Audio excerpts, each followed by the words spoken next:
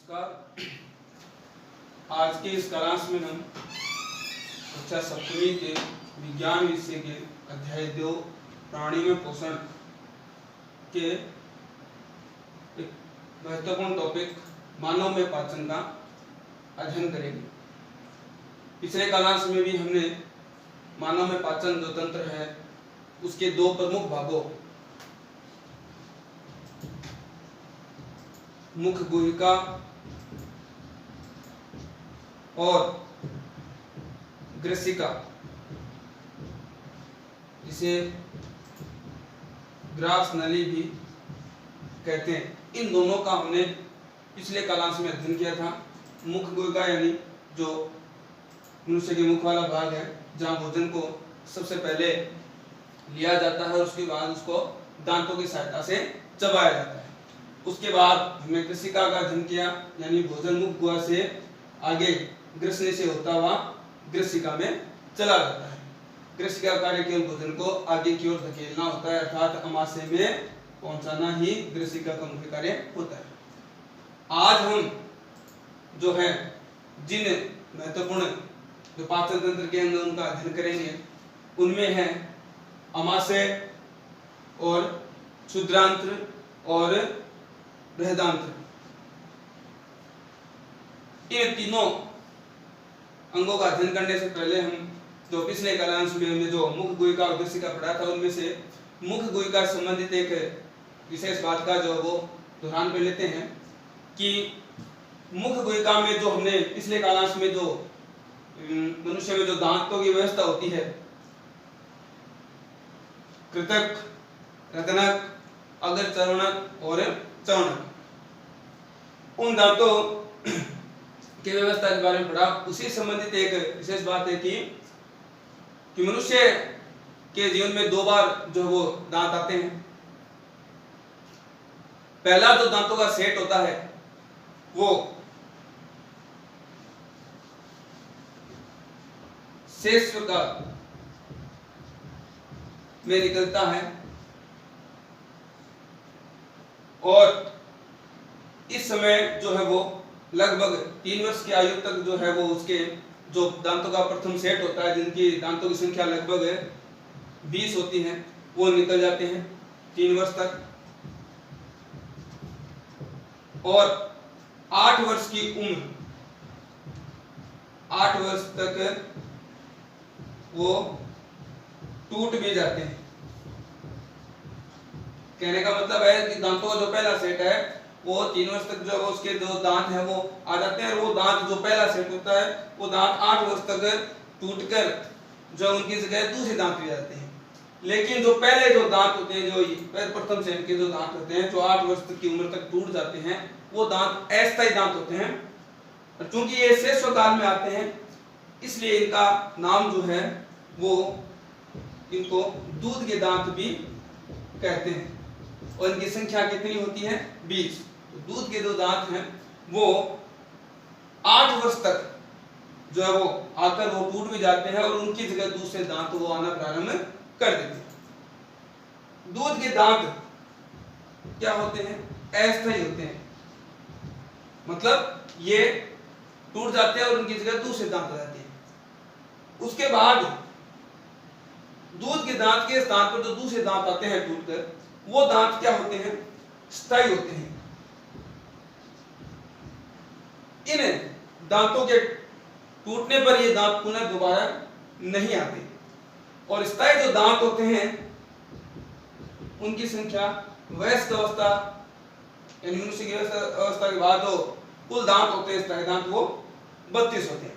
तो कहने का मतलब है कि मनुष्य के जीवन में 2 बार जो दांत आते हैं, पहला सेट शेषकाल में आता है, 3 वर्ष तक जो वो दांत आ जाते हैं, लगभग उनकी संख्या 20 होती है, और वो 8 वर्ष तक टूट भी जाते हैं और उनकी जगह दूसरे दांत भी आते हैं। 8 वर्ष तक जो दांत टूट जाते हैं, वो ये जो 20 दांत हैं लगभग, उनको दूध के दांत कहते हैं। और ये अस्थायी दांत भी होते हैं, क्योंकि इनकी जगह टूटकर दूसरे दांत आ जाते हैं।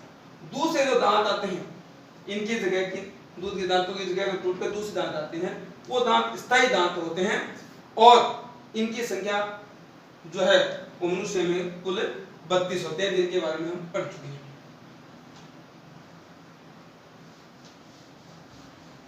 इसके अलावा एक बात और मुख गुहिका से संबंधित, ये तो दांतों की बात हुई, एक बात और जो किताब में हमारे दी हुई है कि हमारे मुख में जो है वो कई प्रकार के जीवाणु पाए जाते हैं, लेकिन सामान्य रूप से उनसे हमें कोई हानि नहीं होती। लेकिन अगर हम रात्रि को भोजन करने के बाद अगर मुख को जो है वो पानी से कुला करके अगर साफ नहीं करें तो जो भोजन के कण है वो हमारे दांतों के बीच में शेष रह जाते हैं। भोजन में चूंकि सभी पोषक तत्व होते हैं जैसे कार्बोहाइड्रेट, प्रोटीन, वसा, विटामिन, उनमें से जो कार्बोहाइड्रेट होती है एक प्रकार का कार्बोहाइड्रेट है शर्करा, ये हमारे भोजन में उपस्थित होते हैं। तो ये जो शर्करा के रूप में जो कार्बोहाइड्रेट होता है जो उन भोजन कणों में होता है जो हमारे दांतों के बीच में रह जाते हैं, अगर हम रात को या भोजन करने के बाद जब भी मुंह को साफ नहीं करते हैं तो दांतों के बीच में जो भोजन के कण रह जाते हैं उनमें कार्बोहाइड्रेट या जो शर्करा होती है, इस शर्करा पर जो मुख में हमारे हानिकारक जीवाणु होते हैं, हानिकारक जीवाणु, ये क्या करते हैं, ये इस शर्करा का विघटन कर देते हैं और विघटन से क्या बनाते हैं, अम्ल बनाते हैं। और ये अम्ल जो है वो हमारे मुख में हमारे दांतों के लिए हानिकारक होता है। इससे दांत है वो झड़ने लग जाते हैं, पतले होने लग जाते हैं और अंत में दांतों की जो जड़ें हैं वो कमजोर हो जाती है और दांत टूटकर गिर भी जाते हैं। तो इससे बचने के लिए जो है हमें जब भी हम भोजन करते हैं उसके बाद हमें अच्छी तरीके से मुंह को जो जल से साफ करना चाहिए। इसके अलावा जो शर्करा युक्त चीजें हैं जैसे चॉकलेट है, ठंडे जो पेय पदार्थ होते हैं, और इसके अलावा जो चीनी युक्त खाद्य पदार्थ होते हैं, उनको खाने के बाद हमें अवश्य मुंह को जो जल से साफ करना चाहिए ताकि हम अपने दांतों का जो बचाव कर सकें।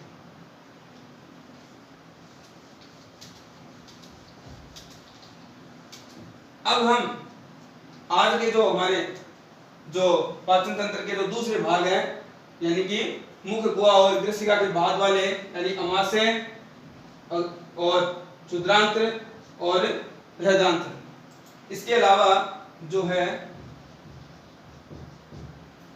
अमाशय, क्षुद्रांत्र और बृहदांत्र, इन्हीं के साथ हम अग्नाशय और यकृत के बारे में और पित्ताशय के बारे में भी पढ़ेंगे। तो सबसे पहले आज का जो पहला टॉपिक है अमाशय। अमाशय ये पाचन तंत्र का ये भाग। अमाशय जो है वो आहार नाल का जो सबसे चौड़ा भाग होता है, सबसे चौड़ा भाग होता है। आकृति इसकी जे के आकार की होती है, यानी अंग्रेजी का जो जे अक्षर है उसके जैसी इसकी आकृति होती है। और चित्र से देखा जाए तो अमाशय जो ऊपर की ओर तो ग्रसिका से जुड़ा होता है और आगे की ओर ये इस प्रकार क्षुद्रांत्र से जुड़ा होता है।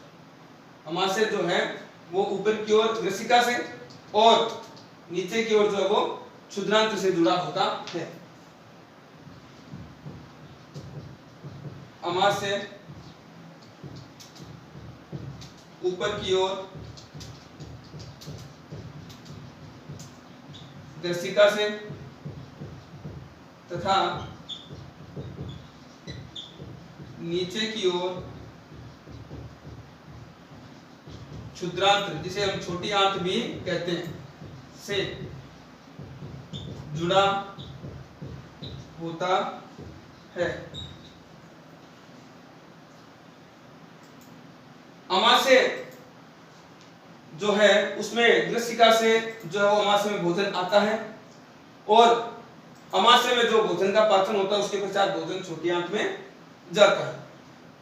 अब अमाशय में जो भोजन का पाचन होता है उसमें अमाशय में जो है वो कुछ पाचक रस स्रावित होते हैं।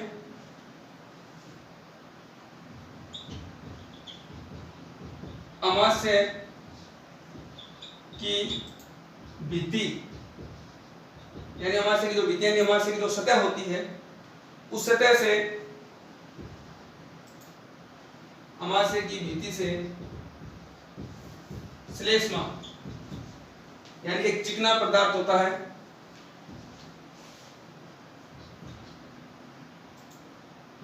हाइड्रोक्लोरिक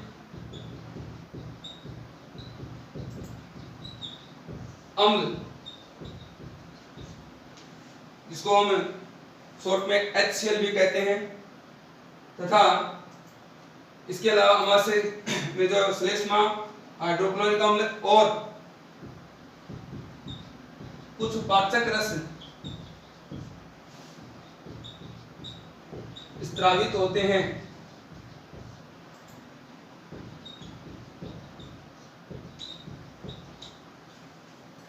अमाशय जो है उसकी जो भीतरी सतह होती है उससे श्लेष्मा जो चिकना पदार्थ होता है वो हाइड्रोक्लोरिक अम्ल HCl और पाचक रस ये स्रावित होते हैं, अर्थात अमाशय के अंदर बनते हैं। तो चार प्रमुख बातें, अमाशय जो है वो आहार नाल का सबसे चौड़ा भाग होता है। दूसरा, इसका आकार जो है वो अंग्रेजी के जे अक्षर जैसा होता है। तीसरी, अमाशय ऊपर की ओर ग्रसिका से जुड़ा होता है और नीचे की ओर क्षुद्रांत यानी इस प्रकार से ये छोटी आंत से जुड़ा होता है। चौथा जो सबसे महत्वपूर्ण पॉइंट है कि अमाशय की भित्ति से श्लेष्मा, चिकना पदार्थ, हाइड्रोक्लोरिक अम्ल और पाचक रस स्रावित होते हैं। अब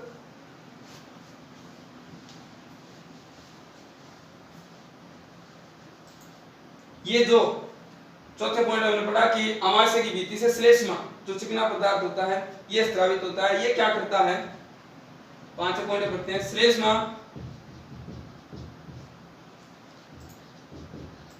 अमाशय की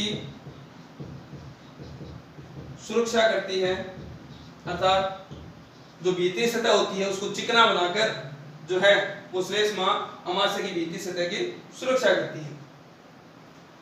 यह हो गई श्लेष्मा। उसके बाद में जो हाइड्रोक्लोरिक अम्ल है, हाइड्रोक्लोरिक अम्ल क्या करता है, अम्ल जो है वो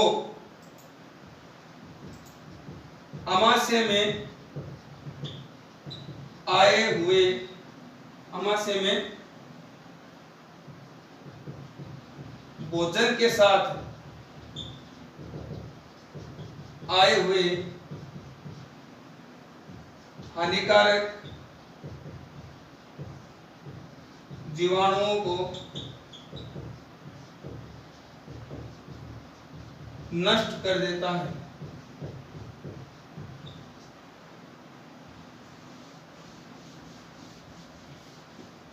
और क्या करता है, क्योंकि अम्ल होता है इसलिए भोजन का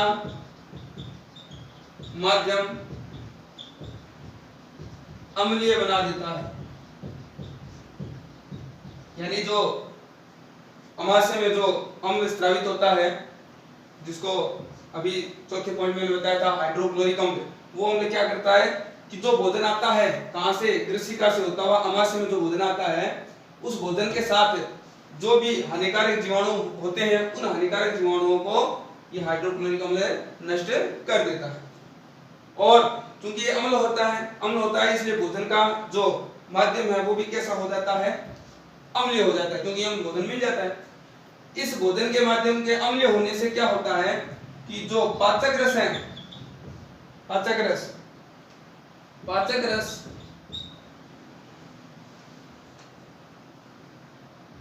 भोजन का माध्यम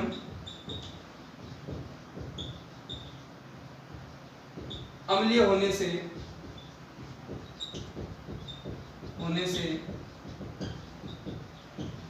पाचक रसों का कार्य सरल हो जाता है।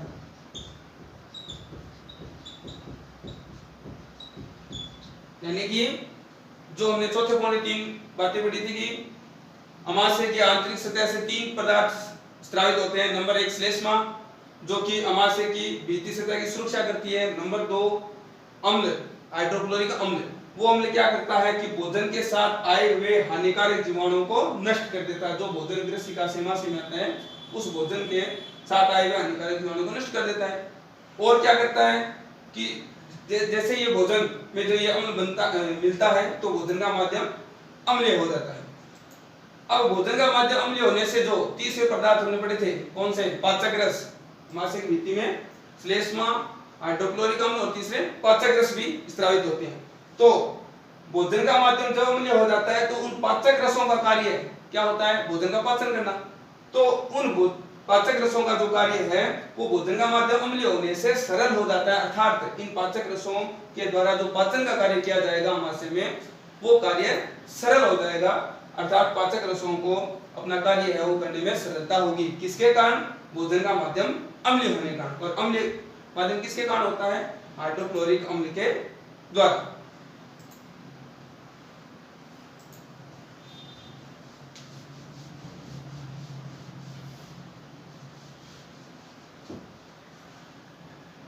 छठी बात देखें तो अभी तक हमने 5 बातें पढ़ी कि आमाशय सबसे चौड़ा भाग होता है आहार नाल का, बाईं ओर स्थित होता है। जे अंग्रेजी की जे अक्षर जैसी आकृति होती है इसकी, ऊपर की ओर ग्रसिका से जुड़ा होता है और नीचे की ओर छोटी आंत यानी क्षुद्रांत से जुड़ा होता है। आमाशय की भित्ति से 3 पदार्थ बनते हैं।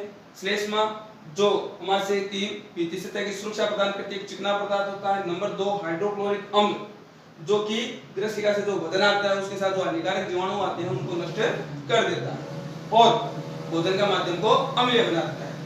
भोजन के माध्यम अम्लीय होने से जो तीसरे पदार्थ पाचक रस है उनका पाचन कार्य सरल हो जाता है, अर्थात भोजन का पाचन है वो सरल बन जाता है। अब हम छठे पॉइंट पढ़ते हैं कि आमाशय में भोजन के किस घटक का पाचन प्रारंभ होता है। तो आमाशय में भोजन के घटक जो हमने पढ़े थे, प्रोटीन, कार्बोहाइड्रेट, प्रोटीन, वसा, विटामिन, खनिज लवण, उनमें से जो प्रोटीन है कौन है? प्रोटीन। कार्बोहाइड्रेट का पाचन तो मुख से ही शुरू हो जाता है, लार मिलने से साथ ही भोजन का जो कार्बोहाइड्रेट घटक है उसका पाचन तो मुख गुहा से शुरू हो जाता है। दूसरा जो घटक है प्रोटीन, उसका पाचन की शुरुआत होती है आमाशय से। तो आमाशय में प्रोटीन का पाचन प्रारंभ हो जाता है। कहने का अर्थ है कि प्रोटीन जो जटिल होता है, जटिल प्रोटीन होता है वो सरल रूप में बदलना शुरू हो जाता है। तो मुख गुहा में तो कार्बोहाइड्रेट का पाचन शुरू हो गया और आमाशय में प्रोटीन का पाचन शुरू हो जाता है, अर्थात प्रोटीन है वो जटिल रूप से सरल रूप में बदलना शुरू हो जाता है। इस प्रकार हमने आमाशय की संरचना और उसके जो है वो क्रियाविधि के बारे में पढ़ा।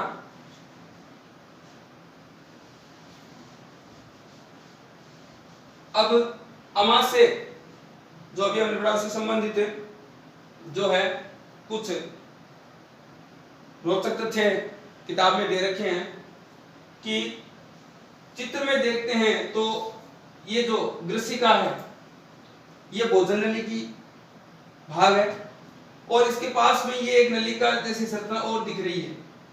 ये नलिका जो है वो श्वसन तंत्र का भाग है, अर्थात ये श्वास नली है।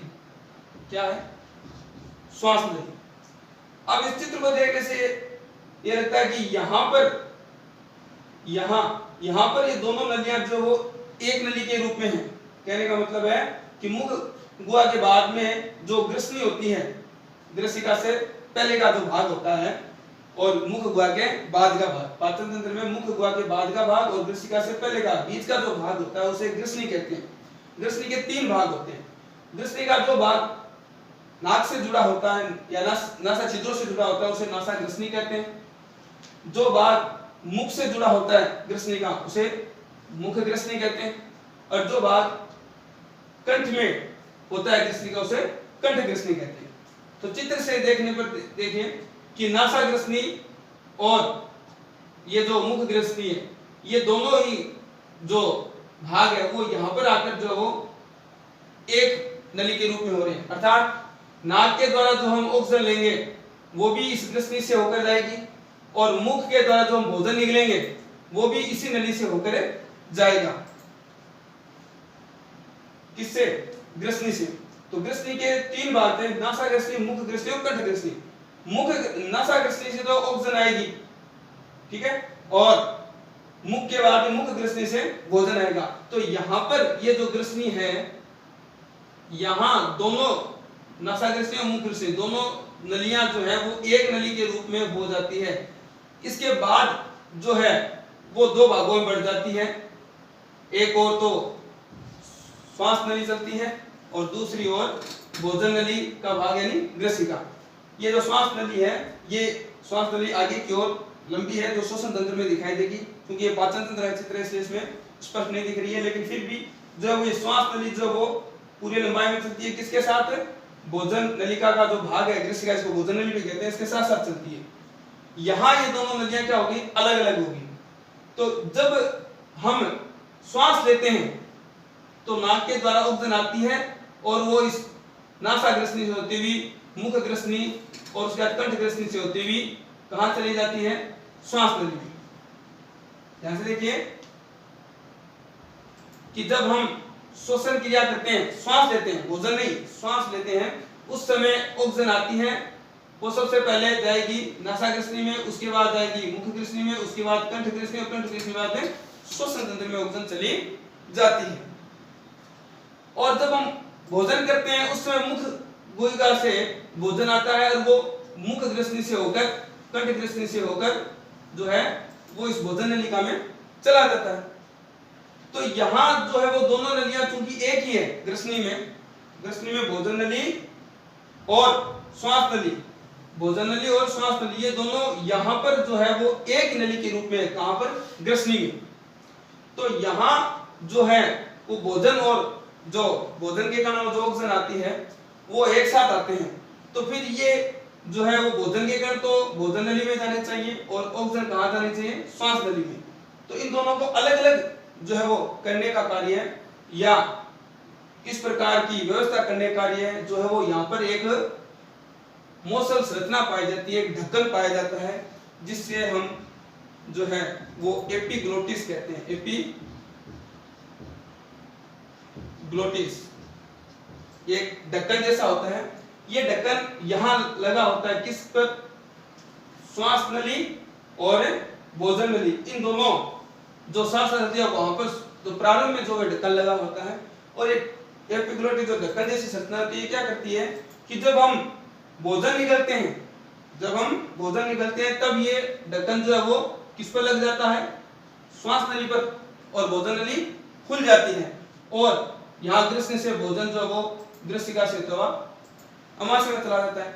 और जब हम भोजन नहीं कर रहे होते हैं, श्वसन प्रक्रिया होती है, उस समय जो है वो ये ढक्कन भोजन नली पर लगा होता है और श्वास नली जो है वो खुली रहती है। और जो नासा ग्रसनी से ऑक्सीजन मुख ग्रसनी, नासा ग्रसनी से मुख ग्रसनी और फिर उससे कंठ ग्रसनी से होती हुई श्वास नली में चली जाती है।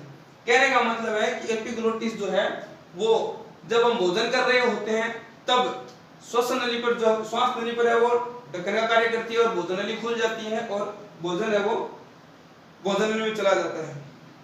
और जब हम श्वसन क्रिया करते हैं तब ये ढक्कन किस पर लगा होता है? भोजन नलिका पर, और श्वास नली खुली रहती है और हमारी श्वास नली में जो वो श्वसन क्रिया के दौरान जो ली जाने वाली ऑक्सीजन है वो चली जाती है। अब यहाँ पर एक प्रमुख बात यह है कि जब हम कभी खाना खाते वक्त बोलते हैं, हालांकि हमें बोलना नहीं चाहिए, लेकिन जब हम बोलते हैं तो हमें कई बार जो है वो हिचकी या जो है एक तरीके से जो वो असामान्य सा लगने लगता है। वो इसलिए लगता है कि जब हम खाना खाते वक्त या भोजन करते वक्त बोलते हैं तो क्या होता है कि हमारा मुख खुल जाता है और भोजन निकलने के साथ साथ जो है वो ऑक्सीजन भी हमारे मुख में जो वो प्रवेश करती है और नासिका से भी ऑक्सीजन प्रवेश करती है। तो बोलते वक्त क्या होता है कि जो भोजन जा रहा होता है, भोजन के कण, और साथ में कौन जा रही है? बोलते वक्त ऑक्सीजन भी। तो ऑक्सीजन जाएगी तो ये जो एपिग्लोटिस है वो जो है वो श्वास नली यानी श्वसन नली से हट जाता है और जो भोजन पूरा का पूरा ग्रसिका यानी भोजन नली में जाना चाहिए, उसके कुछ गण जो है वो ऑक्सीजन के साथ में किस में चले जाते हैं? श्वास नली में। यानी कि जब हम खाना खाते वक्त बोलते हैं तो जो भोजन के कण भोजन नली में जाने चाहिए, उनके कुछ कण क्या होते हैं, श्वास नली में चले जाते हैं। कारण कि उस समय जब हम बोलते रहते हैं तो ऑक्सीजन भी हमारे मुख में प्रवेश करके जो हो जाती है, और ऑक्सीजन जाएगी तो श्वास नली खुल जाएगी, और ऑक्सीजन के साथ में कुछ भोजन के कण जो वो श्वास नली में चले जाएंगे। उन श्वास नली में गए हुए कणों के कारण ही हमें जो है वो जो है हिचकी या अन्य सामान्य जो क्रिया है वो होती है। इसलिए कहा जाता है कि भोजन करते वक्त हमें बोलना नहीं चाहिए, ताकि भोजन करते वक्त जो ये एपिग्लोटिस जो ढक्कन जैसी संरचना है वो श्वास नली पर लगे तो पूरा का पूरा भोजन है वो भोजन नलिका में ही जाए, किसी प्रकार की कोई असामान्य घटना न हो। दूसरी किताब में एक और टॉपिक दिया हुआ है अमाशय से जुड़ा हुआ, कि अमाशय की कार्य प्रणाली के बारे में कैसे खोज हुई। तो अमेरिका में जो है वो एक बार एक व्यक्ति की दुर्घटना हो जाती है और उसके जो है वो वक्षस्थल या छाती पर जो गोली लग जाती है, और वो गोली जो होती है वो उसके वक्षस्थल को चीरते हुए कहाँ लग जाती है, अमाशय में। और अमाशय में जो है वो एक होल यानी छिद्र बन जाता है गोली लगने से। गोली जो है वो सीने को चीरती हुई जो है वो अमाशय में चली जाती है और अमाशय में एक होल बन जाता है। जब इस व्यक्ति का जो है इलाज कराने के लिए से चिकित्सक के पास ले जाया जाता है, तो वो चिकित्सक जिसका नाम विलियम ब्रुंट, ये अमेरिकी चिकित्सक थे यानी डॉक्टर थे। यानी जब उस व्यक्ति को जिसके जो वक्षस्थल में गोली लगी थी, अमाशय में जो है वो गोली लगने से छिद्र हो गया था, उसको तब इन चिकित्सक के पास ले जाया जाता है, विलियम ब्रुंट के पास। तो ये इस व्यक्ति की जान तो बचा लेते हैं, इलाज भी कर देते हैं, लेकिन जो अमाशय का जो छिद्र होता है जो गोली लगने से बना था, उसको ये पूर्णतया जो है वो ढक नहीं पाते हैं, अर्थात इसको पूर्णतया बंद नहीं कर पाते, उसको एक पट्टिका से उसको ढक देते हैं। तो पट्टिका है ढक देने के बाद क्या हुआ, इस व्यक्ति की जान तो बच गई, लेकिन ये छिद्र नहीं भर पाए कौन, विलियम ब्रुंट। लेकिन इस छिद्र के बने रहने से विलियम ब्रुंट को जो है वो कुछ जानकारियां भी प्राप्त हुई। कैसे कि जब इन्होंने देखा कि ये छिद्र पूर्णतया भरा हुआ नहीं है, तो इन्होंने जो है वो अमाशय के जो वो अंदर की संरचना के बारे में जो वो इस छिद्र के द्वारा उन्होंने जानकारी भी प्राप्त कर ली। यानी कि एक तरीके से कहें तो अमाशय के अंदर झांकने का एक मौका मिल गया। किसको, विलियम ब्रुंट को। विलियम ब्रुंट ने क्या देखा इस छिद्र से कि अमाशय के अंदर जो भोजन है उसका एक तरीके से मंथन हो रहा है। मंथन का मतलब जिस प्रकार से मथा जाता है दही को या द्रव पदार्थों को, मंथन हो रहा है एक तरीके से, यानी भोजन में जो पाचक रस और अम्ल आदि मिल रहे हैं उसको भोजन के मंथन की संरचना को देखने या उसकी क्रियाविधि को देखने की जो है वो अवसर प्राप्त हुआ। किसको, विलियम ब्रुंट को। दूसरा, विलियम ब्रुंट ने ये देखा कि जो अमाशय है वो इस छोटी आंत में, यहां से इस छोटी आंत में तभी खुलता है, अर्थात अमाशय से भोजन छोटी आंत में तभी जाता है जब अमाशय में भोजन का पाचन पूर्ण हो जाता है। जब तक अमाशय में भोजन का पाचन पूर्ण नहीं होगा तब तक अमाशय जो है वो छोटी आंत में नहीं खुलेगा, अर्थात इनके बीच की जो अवरोधनी है, एक तरीके से अवरोध कहते हैं, वो खुलेगी नहीं, और जब तक कि इसमें भोजन का पाचन पूर्ण नहीं हो जाता। जब अमाशय में भोजन का पाचन पूर्ण हो जाएगा तो यह अवरोधनी है वो खुल जाएगी और भोजन अमाशय से कहां आ जाएगा, छोटी आंत यानी क्षुद्रांत्र में आ जाएगा। तो इन दो बातों के बारे में, अर्थात भोजन के मंथन और भोजन अमाशय से छोटी आंत में कब जाता है और अमाशय की जो किस प्रकार की क्रियाविधि होती है, इन बातों को जानने में जो वो विलियम ब्रुंट को जो वो मौका मिला।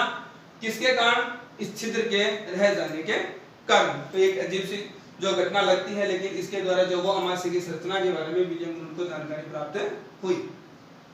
तो ये हमने अमाशय की संरचना के बारे में पहले पढ़ा और उससे जुड़ी हुई जो है वो दो रोचक उदाहरणों यानी के बारे में भी पढ़ा। अब हम आज का हमारा दूसरा जो महत्वपूर्ण जो अंग है पाचन तंत्र का क्षुद्रांत, उसके बारे में पढ़ते हैं।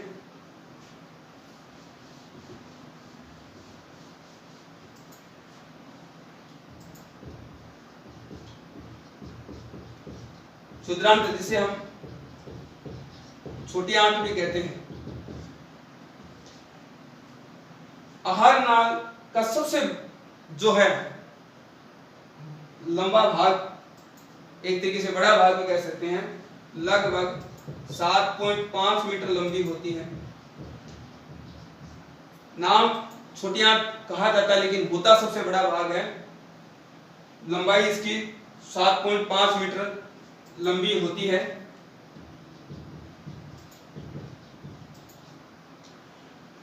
चित्र से स्पष्ट है कि इससे ठीक पहले हमने अमाशय को पढ़ा, तो ऊपर की ओर तो छोटी आंत किससे जुड़ी होगी? अमाशय से, और अंत में किससे जुड़ी होगी?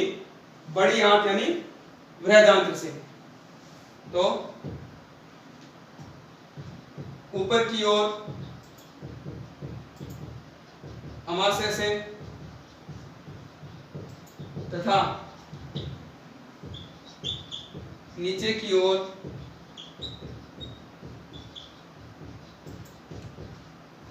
बृहदांत्र से जुड़ी होती है।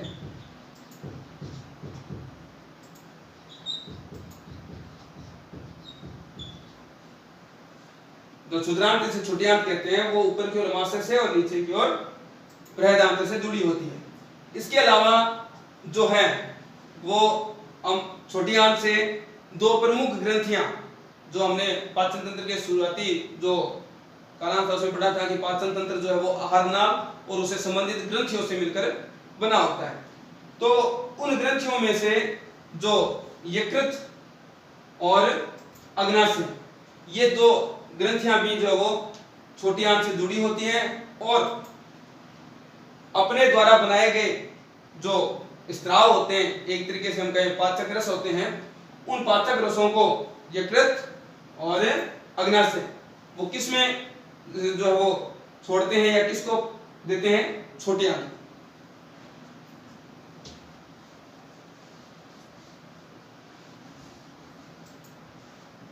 तीसरा पॉइंट,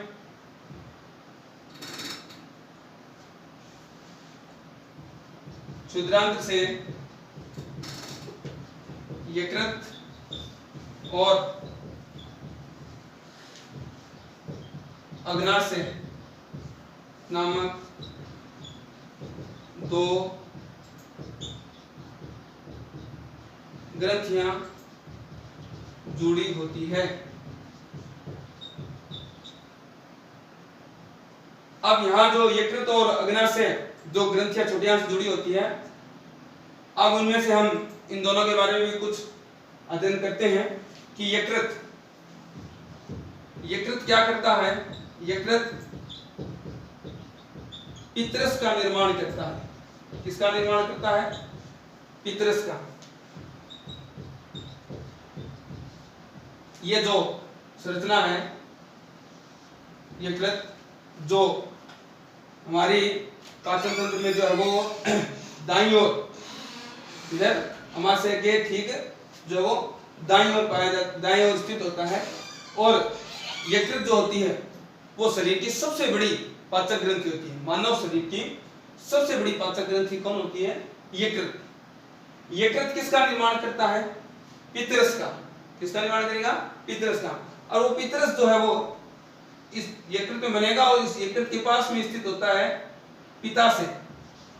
तो वो जो पित्रस यकृत बनाएगा वो पित्रस कहां आकर इकट्ठा हो जाएगा? पित्ताशय में, यानी कि पित्त का आशय, यानी पित्त का एक तरीके से घर। तो यकृत बनाएगा तो पित्रस को कौन? यकृत। लेकिन पित्रस इकट्ठा कहां होगा? पित्ताशय में। तो यकृत पित्रस का निर्माण करता है जो कि पित्ताशय में एकत्रित होता है। पित्ताशय से जो ये पित्रस जो इकट्ठा होता है वो छोटी आंत में जो वो स्त्रावित कर दिया जाता है, प्रवाहित कर दिया जाता है। और छोटी आंत में जाकर जो ये पितरस है वो वसा के पाचन में महत्वपूर्ण भूमिका निभाता है। यानी कि यकृत द्वारा जो पितरस बनता है, जो पित्ताशय में इकट्ठा होता है, पित्ताशय से जो पितरस है वो पित्त वाहिनी के द्वारा, यानी पितरस को ले जाने वाली वाहिनी एक नलिका होती है, उससे वो छोटी आंत में जाता है और छोटी आंत में जाकर जो पितरस है वो भोजन का जो वसा नामक जो घटक होता है, क्योंकि छोटी आंत में भोजन आ जाता है, अमाशय के बाद में भोजन छोटी आंत में आ जाएगा, तो छोटी आंत में आए हुए भोजन में जो वसा नामक जो घटक होता है, अवयव होता है, उसके पाचन में महत्वपूर्ण भूमिका निभाता है। कौन? पितरस। पितरस वसा के पाचन में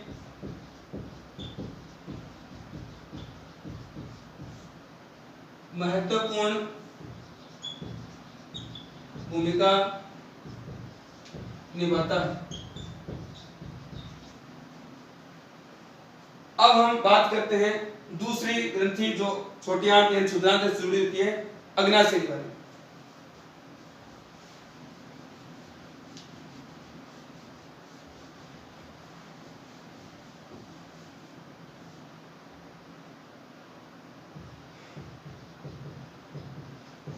अग्नाशय यकृत की तरह ही अग्नाशय भी एक पाचक ग्रंथि है जो कि अग्नाशय रस का निर्माण करती है। अग्नाशय के द्वारा अग्नाशयी रस का निर्माण होता है। तो अग्नाशय जो वो अग्नाशय रस बनाएगा, स्त्रावित करे और बनाएगा, और उसको किसमें स्त्रावित करेगा?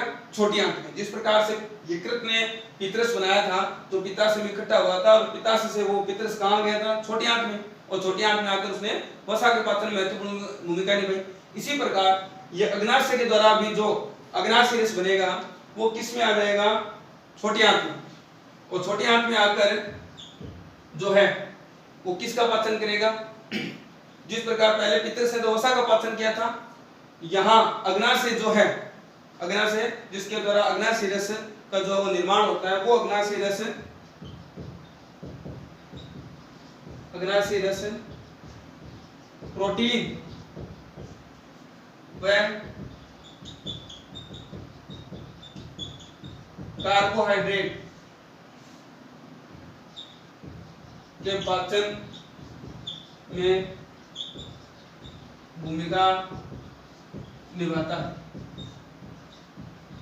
ध्यान से देखिए, कार्बोहाइड्रेट का पाचन मुख गुहा से शुरू हो गया था, प्रोटीन का पाचन अमाशय से शुरू हो गया था, और वसा का पाचन जो छोटी आंत में जो हुआ था प्रारंभ, जिसको किसने जो है वो महत्वपूर्ण भूमिका निभाई थी?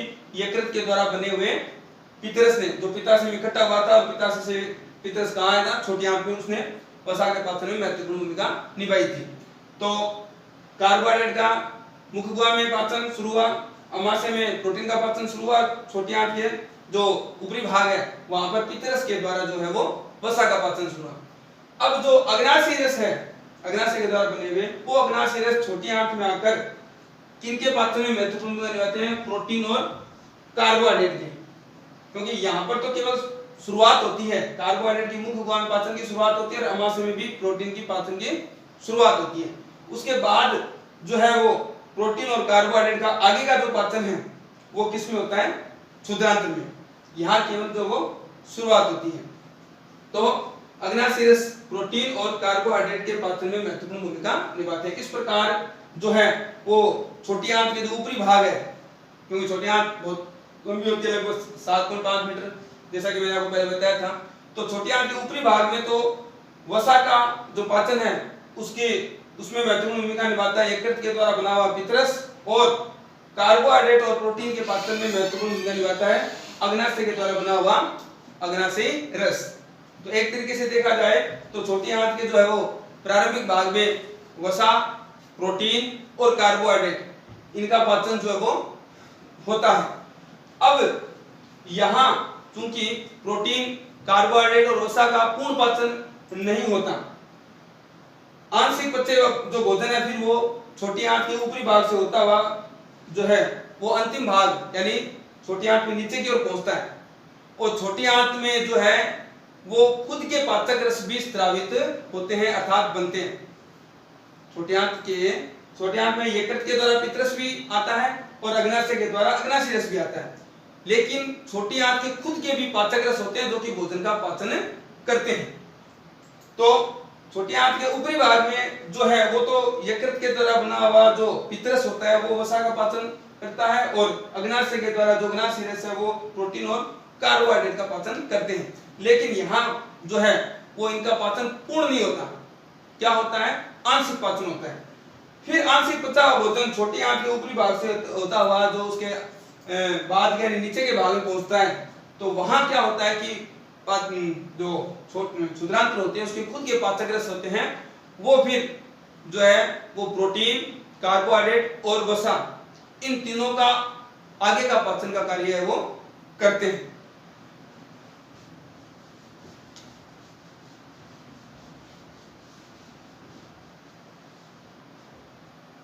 आगे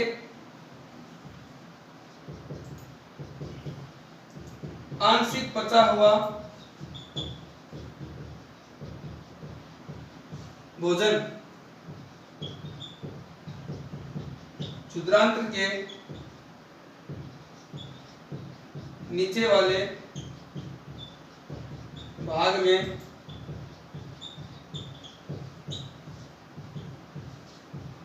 पहुंचता है, जहां क्षुद्रांत्र के पाचक रस जो है, ध्यान से देखिए कि ऊपर छोटी आंत के ऊपरी भाग में यानी क्षुद्रांत्र के ऊपरी भाग में वसा का तो पाचन किया था प्रारंभ किसने, यकृत के द्वारा बने हुए पित्तरस ने, और प्रोटीन और कार्बोहाइड्रेट का पाचन जो वो किया था या पाचन में महत्वपूर्ण निभाई थी वो थे अग्नाशय के द्वारा स्रावित हुए अग्नाशयी रस। निचले भाग में छोटी आंत के वहां जो पाचक रस होते हैं वो तीनों महत्वपूर्ण घटक जो होते हैं ना, कार्बोहाइड्रेट, प्रोटीन और वसा, उन तीनों का जो है वो पाचन करते हैं। तो छोटी आंत के जो पाचक रस होते हैं वो जो है वो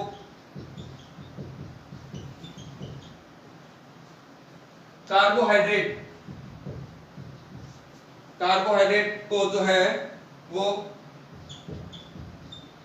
जो जटिल कार्बोहाइड्रेट होती है उसको ग्लूकोज में, यानी प्रारंभ में जो कार्बोहाइड्रेट होता है जैसे मुख में भोजन लेते हैं उसमें जो कार्बोहाइड्रेट होता है वो जटिल कार्बोहाइड्रेट होता है, और मुख में केवल कार्बोहाइड्रेट का जो पाचन शुरू होता है, पूर्ण पाचन जो वो छोटी आंत में होता है। मुख में कार्बोहाइड्रेट का पाचन शुरू होता है, अमाशय में जो प्रोटीन का, और फिर छोटी आंत में जो वो ऊपरी भाग में वसा का जो पाचन प्रारंभ होता है। लेकिन वास्तविक पाचन जो देखा जाए भोजन का वो या पूर्ण पाचन देखा जाए तो वो छोटी आंत में ही होता है। तो छोटी आंत की पाचक रस कार्बोहाइड्रेट को ग्लूकोज में, वसा को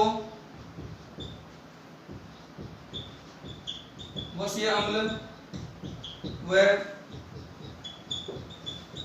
ग्लिसरॉल में तथा प्रोटीन को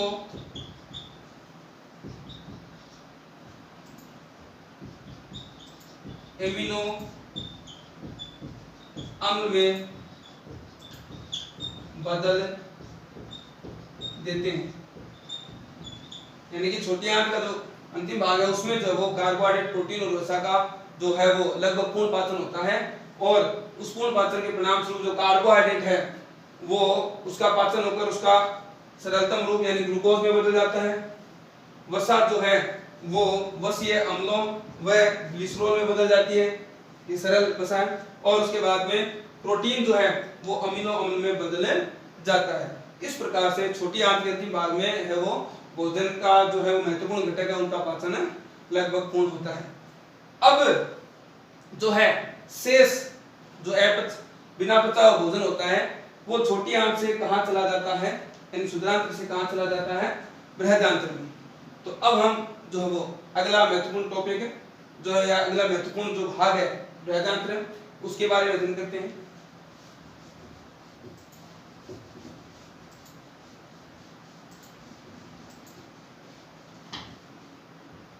बृहदांत्र में छोटी आंत से जो बिना पचा हुआ जो भोजन होता है, यानी जितना पाचन छोटी आंत में क्षुद्रांत्र में हो जाता है भोजन का, उसके बाद का जो बिना पचा हुआ जो भोजन होता है वो बृहदांत्र यानी बड़ी आंत में चला जाता है।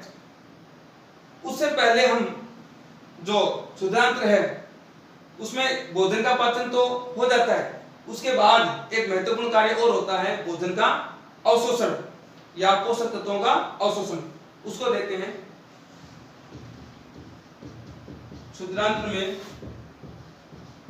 भोजन का अवशोषण।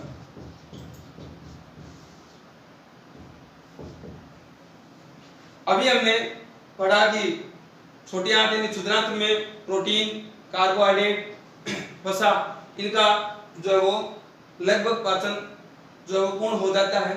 प्रोटीन अमीनो में बदल जाता है, वसा वसीय अम्ल ग्लिसरॉल में बदल जाती है और कार्बोहाइड्रेट का जो है वो सरगम रूप यानी ग्लूकोज का निर्माण हो जाता है। अब इस जो भोजन का पाचन हो गया, पचा भोजन का जो पचा हुआ रूप है या पचा हुआ जो भोजन है वो उसका छोटी आंत के द्वारा यानी उसकी जो भित्ति होती है उसके द्वारा जो वो अवशोषण होता है। तो भोजन के अवशोषण के लिए जो क्षुद्रांत्र होती है, क्षुद्रांत्र की जो दीवार होती है या उसकी जो भित्ति होती है, सतह होती है, उसकी भित्ति पर रसांकुर दीर्घ रोम पाए जाते हैं। यानी कि जो भोजन का पाचन हो गया है, अब उस पचे हुए भोजन का छोटी आंत की भित्ति के द्वारा अवशोषण होगा। उस अवशोषण में ये जो रसांकुर है या जो दीर्घ रोम है ये महत्वपूर्ण भूमिका निभाते हैं। कैसे निभाते हैं कि ये रसांकुर या जो दीर्घ रोम होते हैं वो इस छोटी आंत जिसकी भित्ति के द्वारा भोजन का अवशोषण होगा उसके अवशोषण सतह को या क्षेत्रफल को बढ़ा देते हैं। और क्षेत्रफल या अवशोषण क्षेत्रफल बढ़ने से अधिकतम जो वो पचे हुए भोजन का क्या होगा, अवशोषण होगा। और जितने ज्यादा भोजन का अवशोषण होगा उतना ही ज्यादा भोजन या पोषक तत्व है वो हमारी कोशिकाओं तक रक्त के माध्यम से पहुंच पाएंगे और हमारे शरीर में ऊर्जा का निर्माण हो पाएगा। तो दीर्घ रोम या रसांकुर क्या करते हैं, भोजन के अवशोषण में जो वो छोटी आंत की सहायता करते हैं, अर्थात उसके अवशोषण के क्षेत्र को बढ़ा देते हैं। ये जो दीर्घ रोम या रसांकुर होते हैं इनमें जो है वो भोजन का अवशोषण तो होता है, इसके अलावा जो है वो इनके साथ है वो अनेक सूक्ष्म रुधिर वाहिनियां जुड़ी होती हैं। दीर्घ रोमों में अनेक सूक्ष्म रुधिर वाहिनियां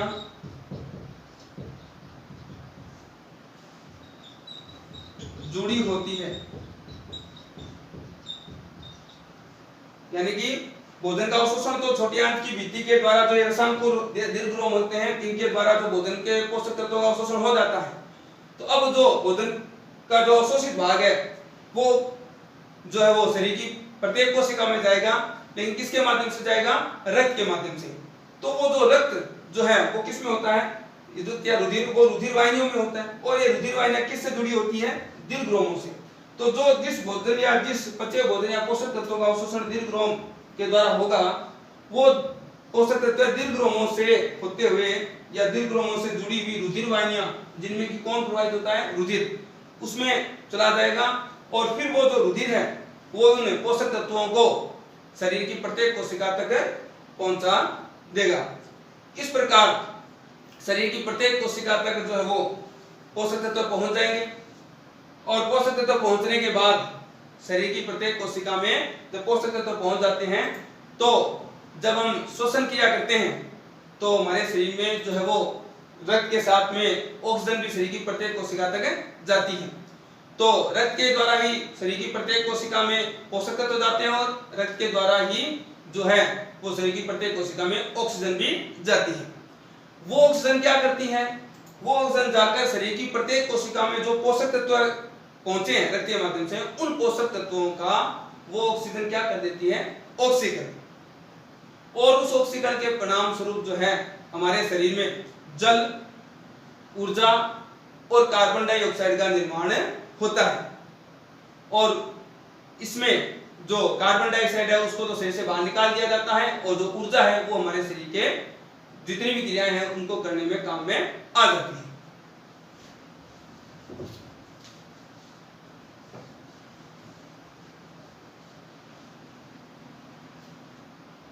तीसरा पॉइंट सिद्धांत में कि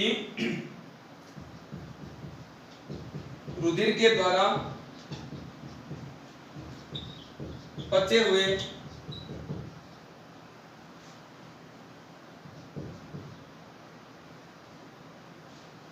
रुधिर के द्वारा पोषक तत्वों, किसमें होते हैं पोषक तत्व? पचे हुए भोजन। पोषक तत्वों को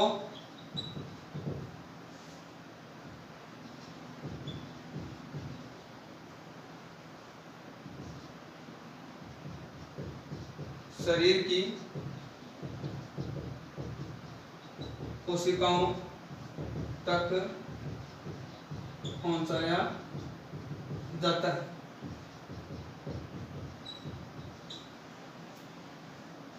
देखिए यहाँ जो भोजन का जो पाचन हो गया, जो पचा हुआ जो भोजन था उसको रुधिर के द्वारा जो है वो शरीर की प्रत्येक कोशिका तक पहुंचाया जाता है।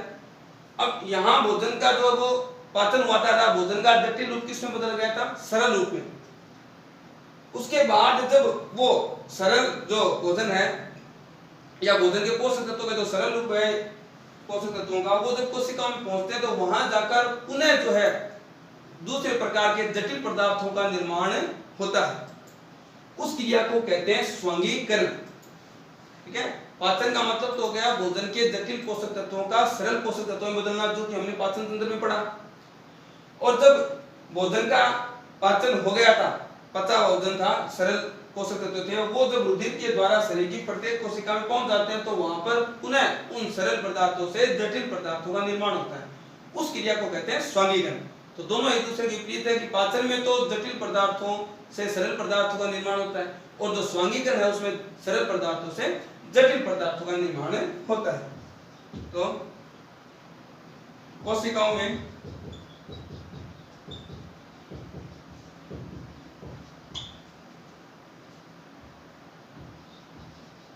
जटिल पदार्थों का निर्माण होता है, जिसे स्वांगीकरण कहते हैं। और कोशिकाओं में जो पोषक तत्व पहुंच जाते हैं, जिनके बारे में मैंने पहले बताया कि रक्त के द्वारा पोषक तत्व शरीर की प्रत्येक कोशिका में पहुंचते हैं, यानी सभी कोशिकाओं में पहुंचते हैं, और सभी कोशिकाओं में रक्त के द्वारा ही श्वसन क्रिया में जो ऑक्सीजन होती है वो भी पहुंचती है, और वो ऑक्सीजन जाकर उन पोषक तत्वों का जो है वो विघटन कर देती है, ऑक्सीकरण कर देती है, और उसके द्वारा जो वो जल, कार्बन डाइऑक्साइड और ऊर्जा का निर्माण होता है।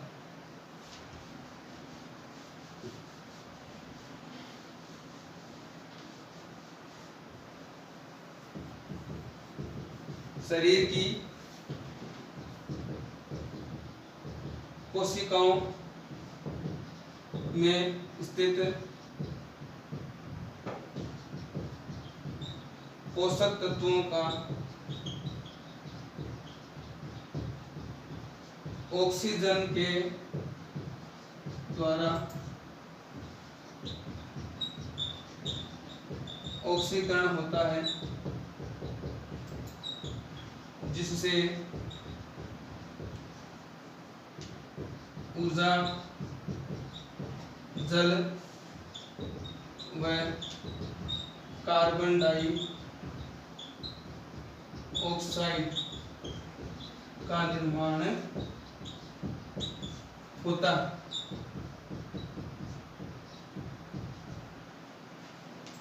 तो जो पोषक तत्वों का ऑक्सीजन के द्वारा ऑक्सीकरण होता है, शरीर की प्रत्येक कोशिका में ऊर्जा, जल और कार्बन डाइऑक्साइड बनते हैं।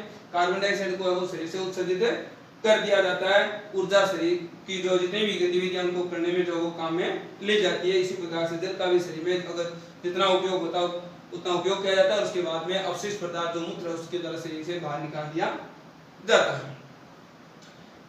अब इसके बाद छोटी आंत में भोजन का पाचन भी हो जाता है लगभग, और भोजन का अवशोषण भी हो जाता है। उसके बाद जो बिना पचा हुआ भोजन होता है वो बड़ी आंत यानी बृहदांत्र में पहुंचता है।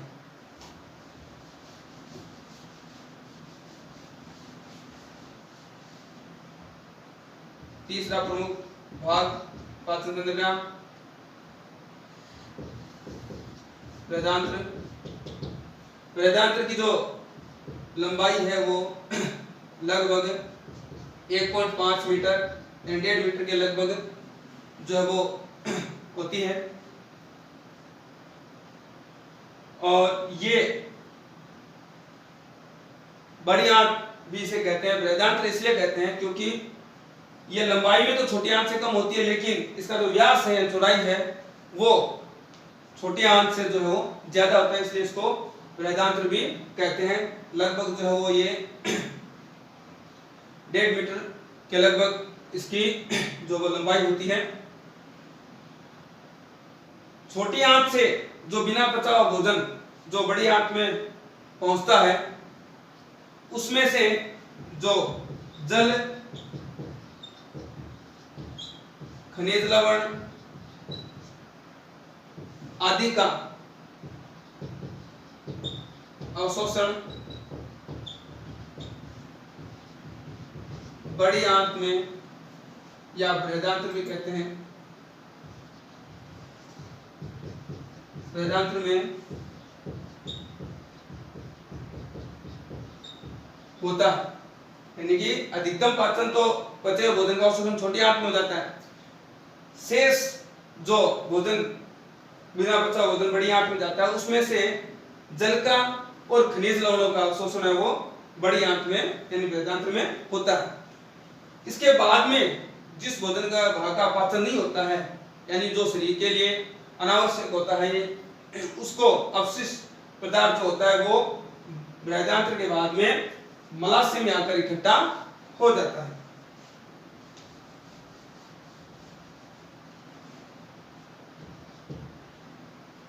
शेष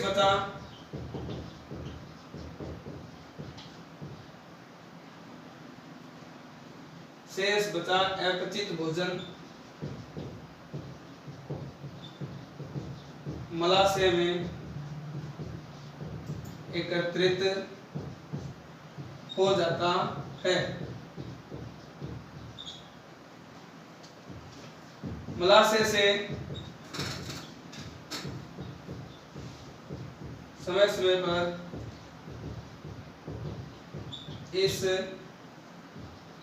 अपचित भोजन यानी जो शरीर के लिए आवश्यक नहीं है अपचित भोजन को अर्धठोस मल के रूप में गुदा के द्वारा त्याग दिया जाता है। यानी बड़ी आंत में जो वो जल और खनिज लवण अवशोषण हो जाता है उसके बाद का जो भोजन का भाग है जो अपचित भाग है जो शरीर के लिए आवश्यक नहीं है वो बड़ी आंत के अंतिम भाग में यानी मलाशय में आकर जो इकट्ठा हो जाता है और मलाशय से समय समय पर अर्धठोस मल के रूप में उससे शरीर से बाहर निकाल दिया जाता है और इस क्रिया को निष्कासन कहते हैं। इस प्रकार जो है वो हमने पाचन तंत्र का जो वो अध्ययन किया और आज हमने उसमें 3 प्रमुख भागों आमाशय, क्षुद्रांत्र और बृहदांत्र के बारे में अध्ययन किया। इसके बाद का जो अध्ययन है या जो अध्याय का अंश है उसको हम अगले क्लास में अध्ययन करेंगे। धन्यवाद।